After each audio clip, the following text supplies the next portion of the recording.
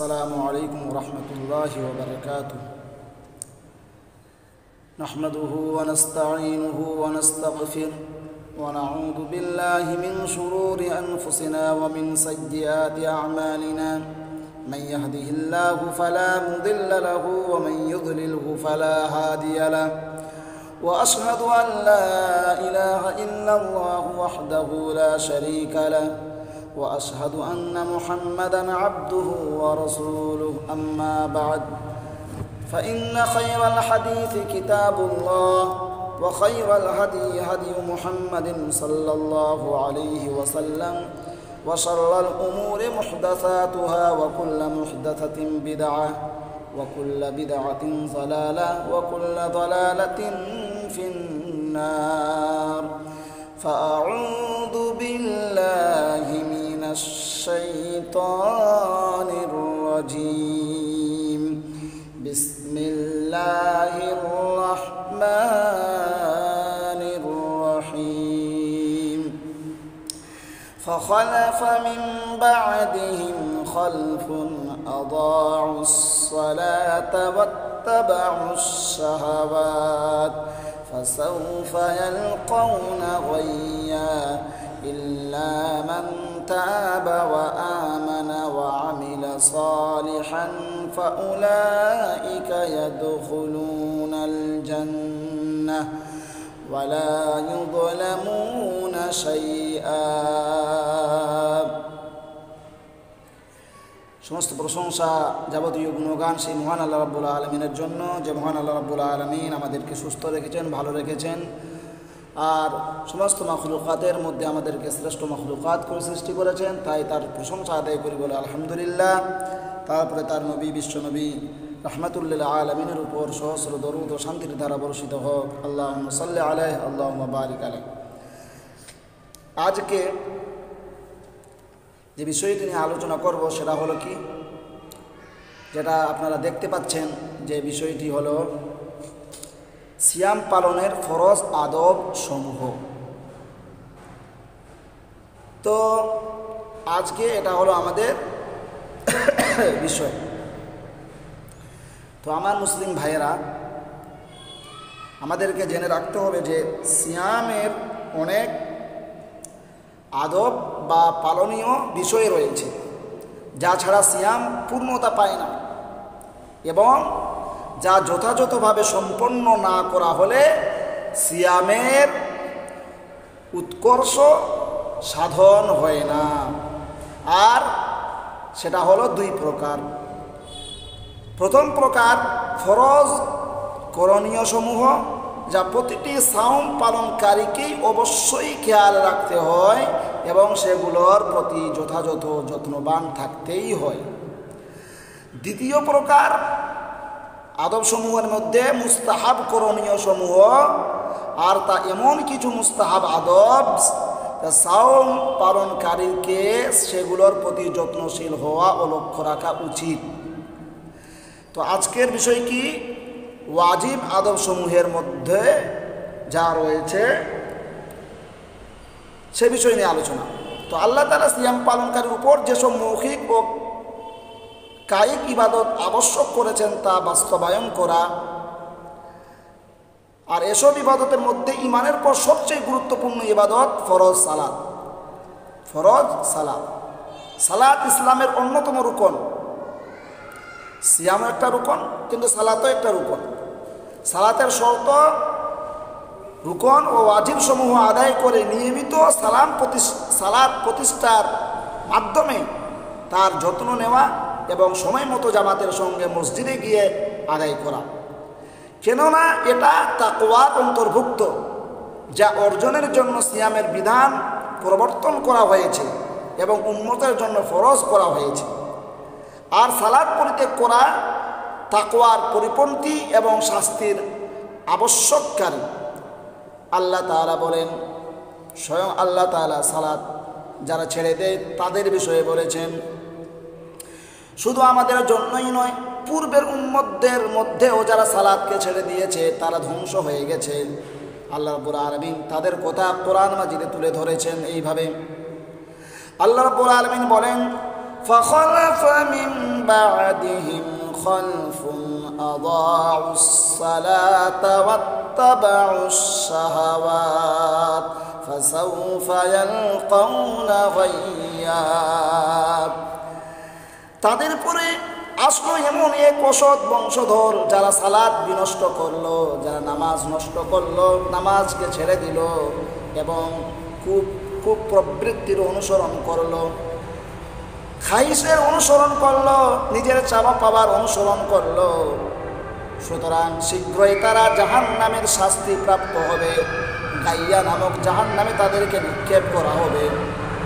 কিন্তু সেই তারা ব্যতীত ইল্লা মান তাবা ওয়া আমানা ওয়া আমিলা সালিহান ফাউলাইকা ইয়াদখুলুনাল জান্নাহ ওয়া লা ইউযলামুনা শাইআ।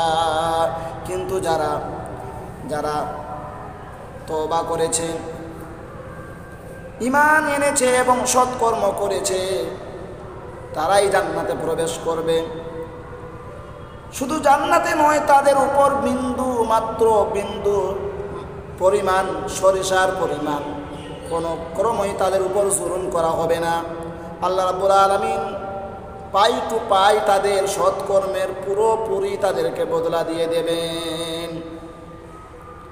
তাহলে যারা সাউন্ডকে নষ্ট করে, বিনষ্ট করে, বা পূর্বের জাতিরা যারা সাউন্ডকে নষ্ট করেছিল তাদেরকে ধ্বংস করে দেওয়া হয়েছিল এবং গাইয়া নামক জাহান্নামে নিক্ষেপ করা হবে তাদেরকে, তা পথভ্রষ্ট বলা হয়েছে।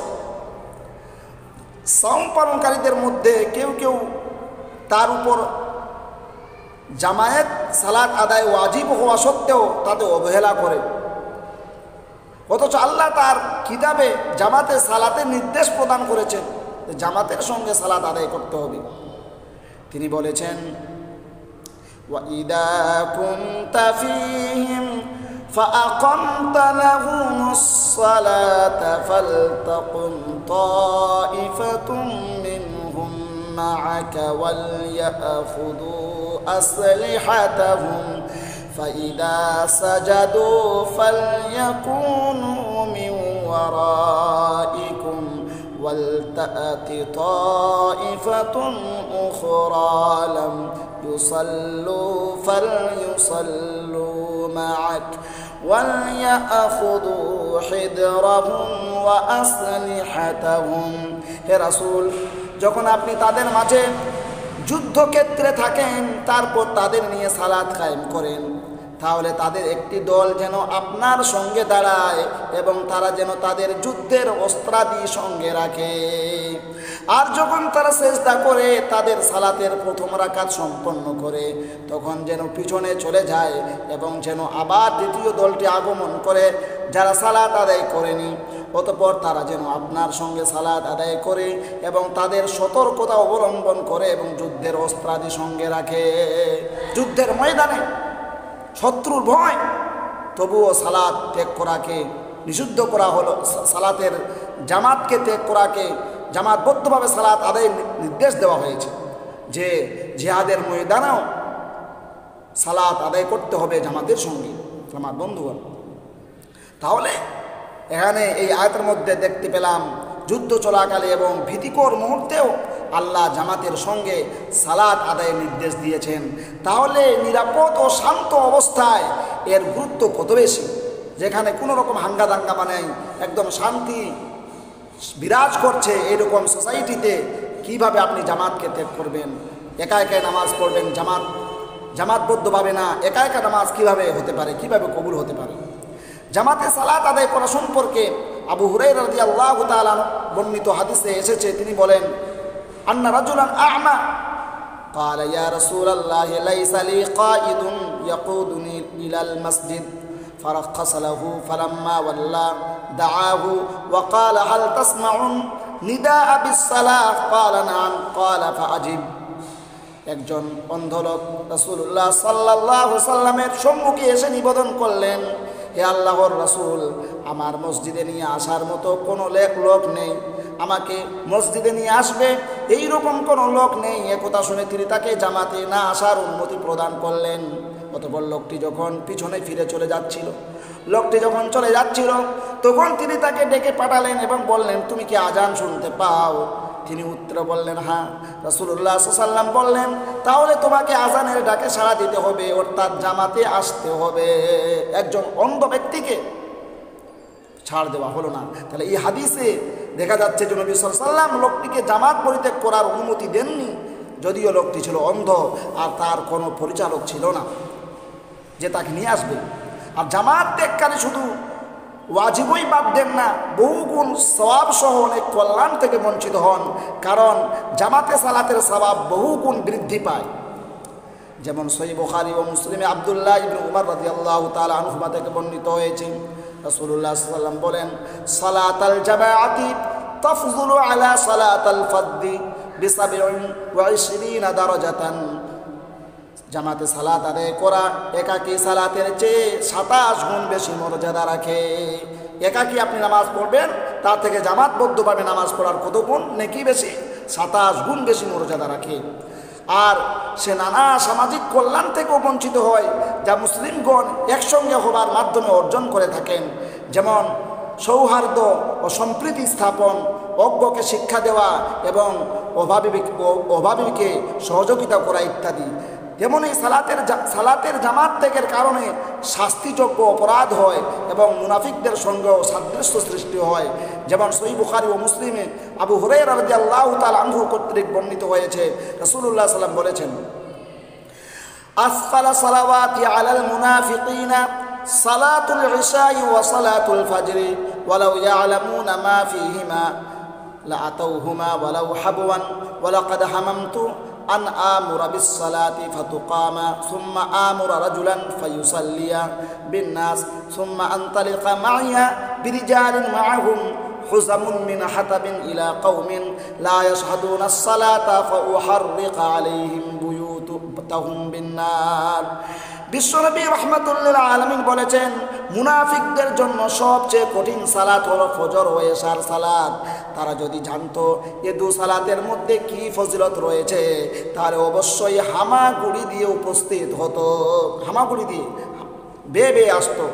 আর আমার মনে চায় যে আমি সালাতের জন্য নির্দেশ দেই অন্য কাউকে, তারপর সালাতের ইকামত দেওয়া হবে, অতঃপর আমি একজন লোককে নির্দেশ দেই সে যেন লোকদের নিয়ে সালাত আদায় করে, আর আমি লোকরি হাতে কিছু লোক নিয়ে ওই সব লোকের কাছে যাব যারা সালাতের জামাতে হাজির হয় না, এরপর আমি তাদের বাড়িঘর আগুন দিয়ে জ্বালিয়ে দিই।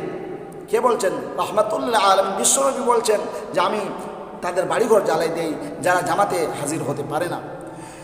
সহিহ মুসলিমে আব্দুল্লাহ ইবনে মাসউদ রাদিয়াল্লাহু তাআলা আনহু তে বর্ণিত হয়েছে, তিনি বলেন, মান সাররাহু আন ইয়ালকাল্লাহা গাদান মুসলিমান ফালিয়ুহাফিজ আলা হাউলাইস সালাওয়াত হাইথু ইউনাদা বিহিন্না ফাইন্নাল্লাহা শারআ লিনাবিয়িকুম সাল্লাল্লাহু আলাইহি ওয়াসাল্লাম সুনানাল হুদা ওয়া ইন্নাহুন্না মিন সুনানিল হুদা ক্বালা ওয়া ক্বাদ রাআইতুনা ওয়া মা ইয়াতাখাল্লাফু আনহা ইল্লা মুনাফিকুন মা'লুমুন নিফাক ওয়া লাকাদ কানা আর-রাজুলু ইউতা বিহি ইউহাদা বাইনার রাজুলাইনি হাত্তা ইউকামা ফিস সাফফি। যে ব্যক্তি এটা পছন্দ করে যে আগামীকাল তথা মৃত্যুর পর আল্লাহর সঙ্গে মুসলিম হিসাবে সাক্ষাৎ করবে, তার উচিত সে যেন এ সালাত সমূহের ব্যাপারে যত্নবান হয় যখন এগুলোর জন্য ডাকা হয়, কারণ আল্লাহ তোমাদের নবীর জন্য হেদায়েতের রীতিনীতি প্রবর্তন করেছেন, আর এ সালাতগুলো সেই হেদায়েতের নীতিসমূহের মধ্যে অন্যতম। বর্ণনাকারী বলেন, আমরা আমাদেরকে দেখেছি এরকম যে স্পষ্ট কপটতা আছে এমন মুনাফিক ছাড়া কেউ সালাতের জামাত থেকে পিছুপা হতো না।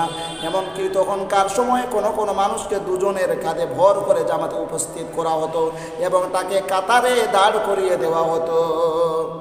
চলতে পারতো না, দুই ব্যক্তির কাঁধে হাত দিয়ে তাকে মসজিদে নিয়ে আসা হতো। কত যত্নবান হওয়ার প্রয়োজন রয়েছে। আর সাহাবা কেরাম রাদিয়াল্লাহু তাআলা আনহুম কত যত্নবান ছিলেন। আর জামাতে হাজির হওয়ার কত কিভাবে হাদিসে বর্ণিত হয়েছে যে জামাতে হাজির হতেই হবে, জামাত সহকারে নামাজ আদায় করতে হবে। কোন সাওম পালনকারী আছে যারা আরও সীমালঙ্ঘন করে থাকে, তারা সময় মতো সালাত আদায় না করে ঘুমিয়ে থাকে। এটা সবচেয়ে নিন্দিত কাজ এবং সালাত বিনষ্টের সবচেয়ে ঘৃণিত রূপ। এমনকি বহু আলেম বলেছেন যে ব্যক্তি শরঈ কোনো ওজর বেঁধে রেখে সালাতকে তার সময় থেকে বিলম্ব করবে, তার সালাত 100 বার পড়লেও গ্রহণযোগ্য হবে না। কেননা নবী সাল্লাল্লাহু আলাইহি ওয়াসাল্লাম বলেছেন, মান আমিলা আমালান লাইসা আলাইহি আমরুনা ফাহুয়া রাদ্দুন, যে ব্যক্তি এমন আমল করলো যে আমল আমাদের আমল নয়, যে আমলের সঙ্গে আমাদের আমলের কোনো মিল নেই, সেটা বাতিল বলে গণ্য হবে। আর সময় মতো সালাত আদায় না করে দেরি করে আদায় করা নবী সাল্লাল্লাহু আলাইহি সাল্লামের আমল নয়। সুতরাং যে ব্যক্তি এমনটি করবে তা প্রত্যাখ্যাত হবে, গ্রহণযোগ্য হবে না। আর আল্লাহ রাব্বুল আলামিন কি বলেছেন? আল্লাহ রাব্বুল আলামিন বলেছেন যে সালাতকে আমি আমার বান্দার উপর ফরজ করেছি, তার নির্দিষ্ট সময়ে সালাতকে ফরজ করা হয়েছে, নির্দিষ্ট সময়। আর সিয়ামের অন্যতম ওয়াজিব আদব হচ্ছে আল্লাহ যে সকল কথা ও কাজ হারাম করেছেন সাওম পালনকারী তা থেকে বেঁচে থাকবে। যেমন মিথ্যা থেকে বেঁচে থাকবে, মিথ্যা কথা বলা। আর মিথ্যা হলো বাস্তবতার বিপরীত কথা বলা, বাস্তব সত্য কথা যেটা সেটার বিপরীত কথা বলা, এটা হলো মিথ্যা কথা। সবচেয়ে নিকৃষ্টতম মিথ্যা হলো আল্লাহ তাআলা রাসূলুল্লাহ সাল্লামের নামে মিথ্যা বলা। যেমন কোনো হালালকে হারাম ও হারামকে হালাল বলার বিষয়টিকে আল্লাহর দিকে সম্পর্কযুক্ত করে বলা। আল্লাহ তাআলা বলেছেন, ওয়ালা তাকুলু লিমা তাসিফু আলসিনাতুকুম আল কাযিবা হাদা হালালুন ওয়া হাদা হারামুন লিতাফতারু আলাল্লাহিল কাযিব ইন্নাল্লাযীনা ইফতারুনা আলাল্লাহিল কাযিবা লা ইউফলিহুন মাতাউন কলিল ওয়া লাহুম আযাবুন আলীম। আল্লাহর প্রতি মিথ্যা আরোপ করে তোমাদের জিহ্বা যেন একথা না বলে এটা হালাল এবং এটা হারাম। যা আল্লাহর প্রতি মিথ্যা আরোপ করবে তারা সফল কাম হবে না, সাকসেসফুল হবে না। তাদের সুখ সম্ভব ক্ষণিকের জন্য, তাদের জন্য রয়েছে বেদনাদায়ক শাস্তি। আমার বন্ধুগণ, সহিহ বুখারী ও মুসলিম সহ অন্যান্য হাদিস গ্রন্থে আবু হুরায়রা ও অন্যান্য রাবী থেকে বর্ণিত আছে, নবী সাল্লাল্লাহু আলাইহি ওয়াসাল্লাম বলেছেন, মান কাযাবা আলাইয়া মুতাআম্মিদান ফালইয়াতাবাওয়া মাকআদাহু মিনান নার, যে ব্যক্তি আমার উপর ইচ্ছা করে মিথ্যা বলল সে যেন তার স্থানকে জাহান্নামে নির্ধারণ করে নিল।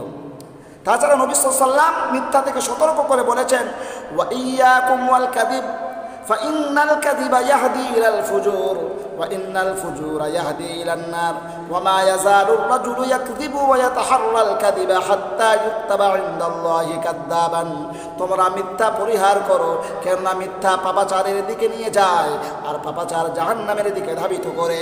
কোন লোক সর্বদা মিথ্যা কথা বলতে থাকলে ও এতে প্রচেষ্টা চালাতে থাকলে তার নাম আল্লাহ তাআলার কাছে মিথ্যাবাদী হিসেবে লিপিবদ্ধ হয়ে যায়। মিথ্যাবাদী বিবেচিত হবেন আপনি আল্লাহর দরবারে। তাহলে সব থেকে যে ফরজ আদবসমূহের মধ্যে একটা আদব হলো কি? মিথ্যা কথা পরিত্যাগ করা। রমজান মাসের সিয়াম থাকা অবস্থায় মিথ্যা কথা পরিত্যাগ করতে হবে। দ্বিতীয় হলো গীবত থেকে বেঁচে থাকতে হবে। গীবত থেকে বেঁচে থাকবে সিয়াম পালনকারী। গীবত হচ্ছে কোনো মুসলিম ভাইয়ের অগোচরে তার ব্যাপারে এমন আলোচনা করা যা সে অপছন্দ করে, চাই এটা তার শারীরিক ত্রুটি বিচ্যুতি হোক না কেন। যেমন কাউকে নিন্দা ও দোষারোপ করার উদ্দেশ্যে ল্যাংড়া, টেরা বা অন্ধ বলা, তেমনি কারো চারিত্রিক ত্রুটি তুলে ধরা যা সে অপছন্দ করে, যেমন বোকা, নির্বোধ, ফাসেক ইত্যাদি। বাস্তবে ওই লোকের মধ্যে সকল দোষ ত্রুটি বিদ্যমান থাকুক বা না থাকুক, আল্লাহ নবী সাল্লাল্লাহু আলাইহি ওয়াসাল্লাম এটাকেই গীবত বলেছেন। এটা থেকেই বাঁচতে হবে। কেননা রাসূলুল্লাহ সাল্লাল্লাহু আলাইহি ওয়াসাল্লামকে গীবত সম্পর্কে জিজ্ঞাসা করা হলো, তিনি বলেন, যিকরুকা আখাকা বিমা ইয়াকরাহু কিলা ফারাআইতা ইন কানা ফি আখি মা আকুলু ক্বালা ইন কানা ফীহি মা তাকুলু ফাকাদ ইগতাবতাহু ওয়া ইন লাম ইয়াকুন ফীহি ফাকাদ বাহাত্তাহু। এটা হলো তোমার ভাই সম্পর্কে এমন আলোচনা করা যা সে অপছন্দ করে। রাসূলুল্লাহ সাল্লাল্লাহু আলাইহি ওয়াসাল্লামকে জিজ্ঞাসা করা হলো, আমি যা বলি তা যদি আমার ভাইয়ের মধ্যে থাকে তাহলে এ ব্যাপারে আপনার মতামত কি? রাসূলুল্লাহ সাল্লাল্লাহু আলাইহি ওয়াসাল্লাম জবাবে বললেন, তুমি যা বলো তা যদি তার মধ্যে থাকে তাহলে তুমি গীবত করলে, আর যদি না থাকে তাহলে তুমি তাকে অপবাদ দিলে। আল্লাহ তাআলা কোরআনুল কারিমে গীবত করতে নিষেধ করেছেন ও একে নিকৃষ্ট বস্তু তথা আপন মৃত ভাইয়ের গোশত খাবার সঙ্গে তুলনা করেছেন। আপন মৃত ভাইয়ের মাংস খাওয়ার সঙ্গে তুলনা করেছেন গীবত করাকে।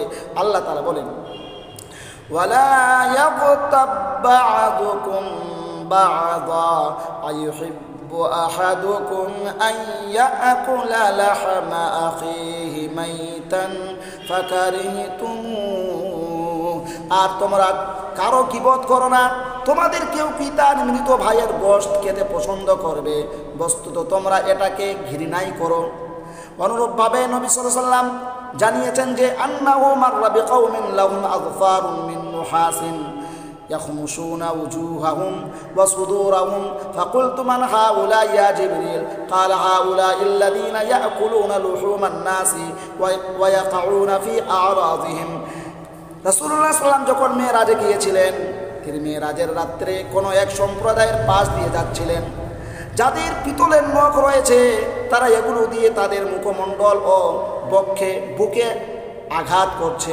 তখন রাসূলুল্লাহ সাল্লাল্লাহু আলাইহি ওয়াসাল্লাম বললেন, হে জিবরাইল, এরা কারা? জিবরাইল উত্তরে বললেন, এরা ওই সমস্ত লোক যারা পৃথিবীতে মানুষের গোশত খেত এবং মানুষের সম্মানহানি ঘটাতো, মানে মানুষের গীবত করত, মানুষকে অপবাদ দিত, মানুষের সম্মানহানি করত, মানুষের চরিত্রের উপর আঘাত হানত। এইসব লোক তার নিজের চেহারাকে, নিজের বুকের মাংসগুলোকে তারা নিজে নিজেই আঁচড়াবে। আমার বন্ধুগণ, কত ভয়ঙ্কর এটা আযাব হবে। এটা থেকে বেঁচে থাকতে হবে সিয়াম পালনকারীকে বিশেষভাবে। নামিমা বা চুগলখড়ি থেকে বেঁচে থাকবে সিয়াম পালনকারী। নামিমা বা চুগলখড়ি হচ্ছে পারস্পরিক সম্পর্ক বিনষ্টের উদ্দেশ্যে কোনো ব্যক্তি অপর ব্যক্তির ব্যাপারে কোনো কথা বললে অপর ব্যক্তির কাছে তা ফেরি করে বেড়ানো। এটি অন্যতম কবিরা গুনাহ, বড় গুনাহ। রাসূলুল্লাহ সাল্লাল্লাহু আলাইহি ওয়াসাল্লাম এ ব্যাপারে বলেন, লা ইয়াদখুলুল জান্নাতা নাম্মামুন, চুগলখোর জান্নাতে প্রবেশ করবে না। বিশ্বনবী বলেছেন চুগলখোর জান্নাতে প্রবেশ করবে না।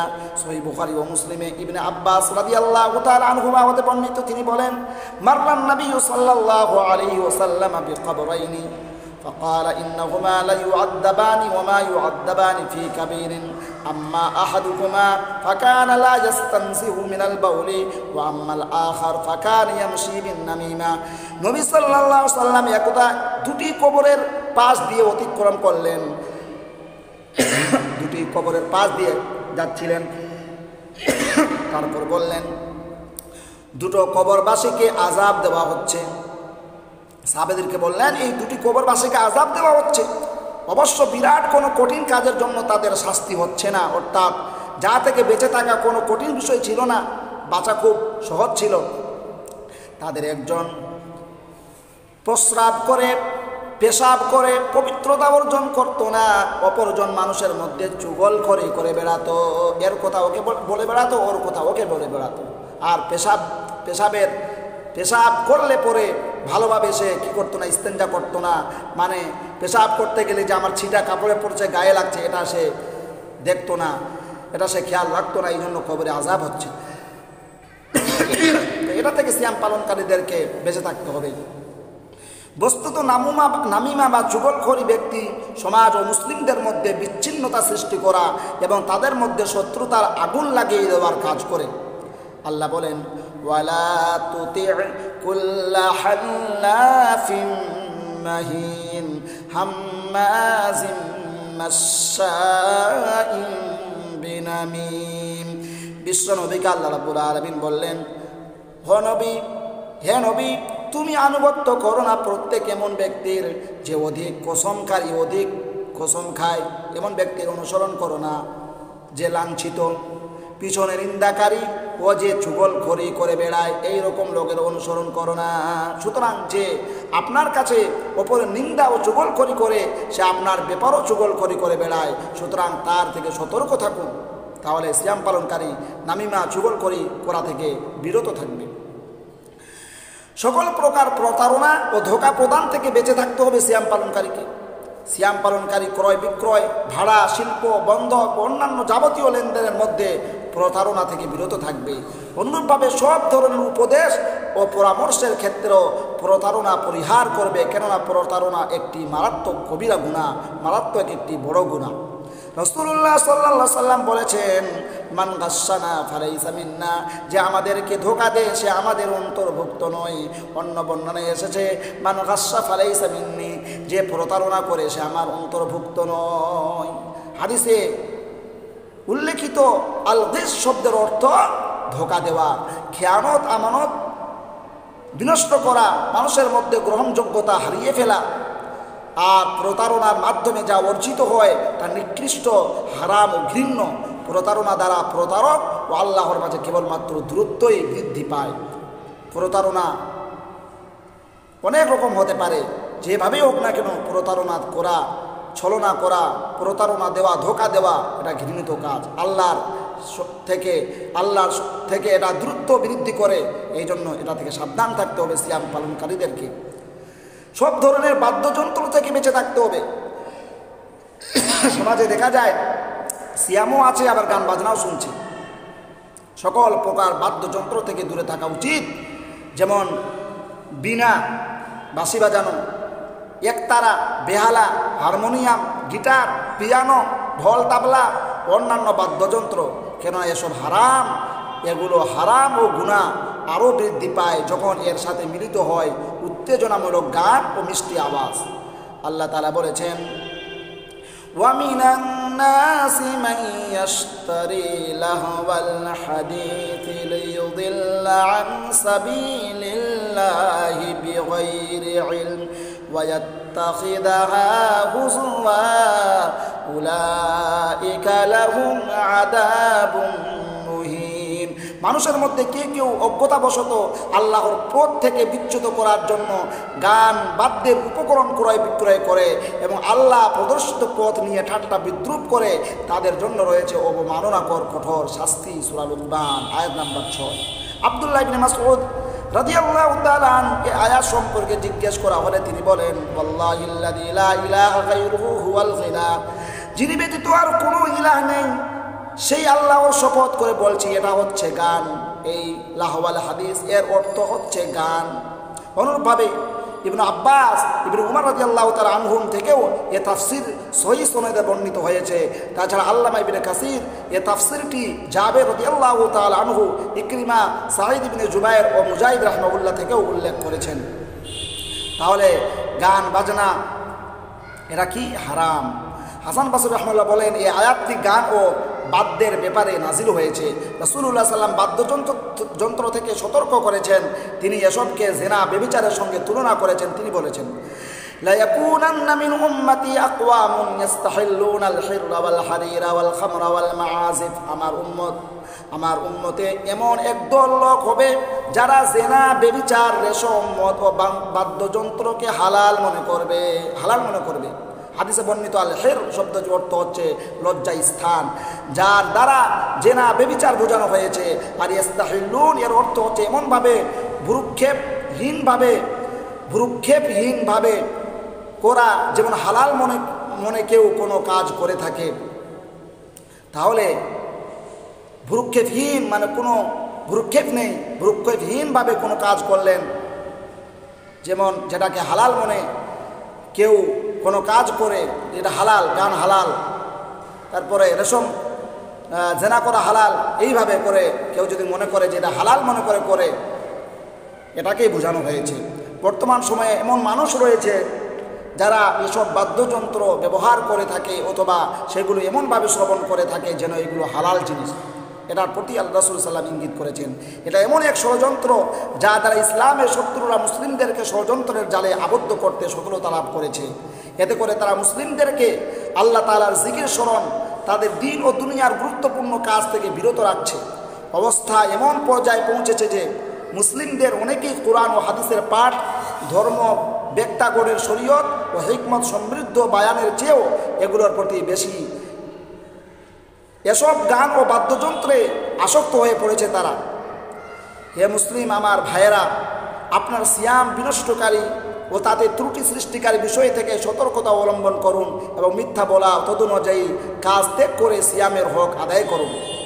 নবী সাল্লাল্লাহু আলাইহি ওয়াসাল্লাম বলেছেন, মাল্লাম ইয়াদা কাওলাজ যুর ওয়াল আমালা বিহি ওয়াল জাহলা ফালাইসা লিল্লাহি হাজাতুন ফি আন ইয়াদা তাআমাহু ওয়া শারাবাহু। যে ব্যক্তি মিথ্যা কথা, মিথ্যার মাধ্যমে আমল করা ও মূর্খতা পরিত্যাগ করতে পারেনি, তার পারাহার পরিত্যাগ করার আল্লাহর কোনো প্রয়োজন নেই। সিয়াম আছেন, সিয়াম অবস্থায় আছেন আর মিথ্যা কথা বলছেন। হ্যাঁ, তারপরে গান বাজনা, বাদ্যযন্ত্র শোনা, ধোকা দেওয়া, প্রতারণা করা, এগুলো আপনি ছাড়তে পারলেন না। তো আল্লাহ বলছেন তোমার না খাওয়া এবং খাওয়া এবং না খাওয়া এটার আমার কোনো দরকার নেই, এটার কোনো প্রয়োজন নেই, তোমার সিয়ামের আমার প্রয়োজন নেই। জাবের রাদিয়াল্লাহু তাআলা আনহু বলেন, ইদা সুমতা ফালইয়াসুম সামউকা ওয়া বাসারুকা ওয়া লিসানুকা